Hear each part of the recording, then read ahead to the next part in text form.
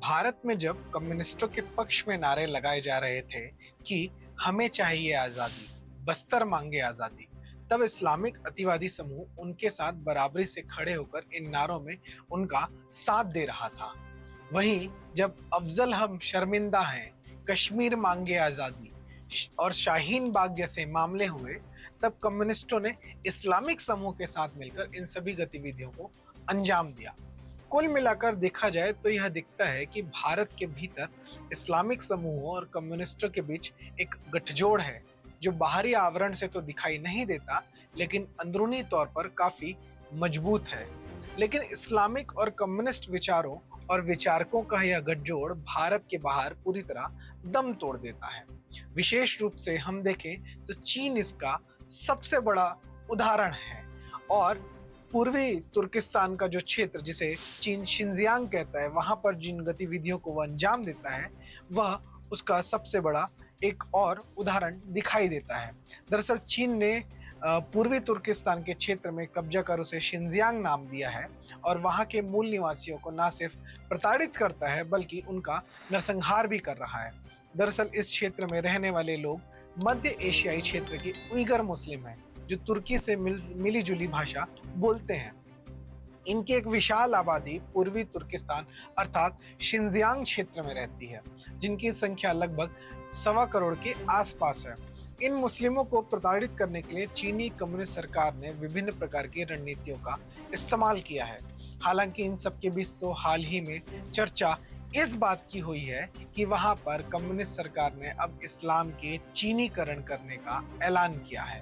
दरअसल चीनी communist party पहले से ही इस्लाम की कट्टरपंथी गतिविधियों को रोकने के लिए विभिन्न प्रकार के उपाय अपना रही है, लेकिन इस बीच उनकी इस घोषणा ने पूरे वैश्विक मीडिया का ध्यान आकर्षित किया है। चीनी कम्युनिस्ट पार्टी की शिनजियांग इकाई के मुखिया का कहना है कि इस क्षेत्र के भीतर इस्लाम का चीनीकरण बहुत जरूरी है और यह होकर ही रहेगा।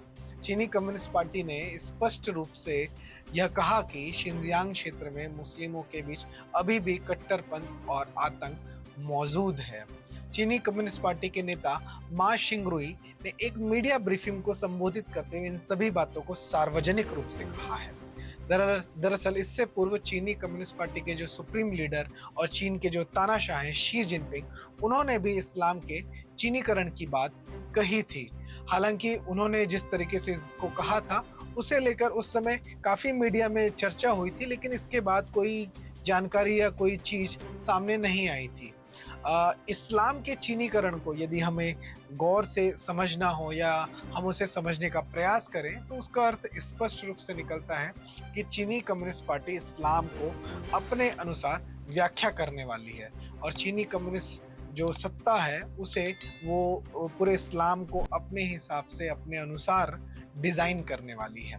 जैसा कि हर कम्युनिस्ट विचार की पार्टी या पार्टी का सिद्धांत है कि देश, धर्म और परिवार से ऊपर चीनी जो कम्युनिस्ट पार्टी होती है, ठीक उसी प्रकार मुस्लिमों के भीतर भी चीनी कम्युनिस्ट पार्टी की मशीनरी इसी तरह से काम करेगी।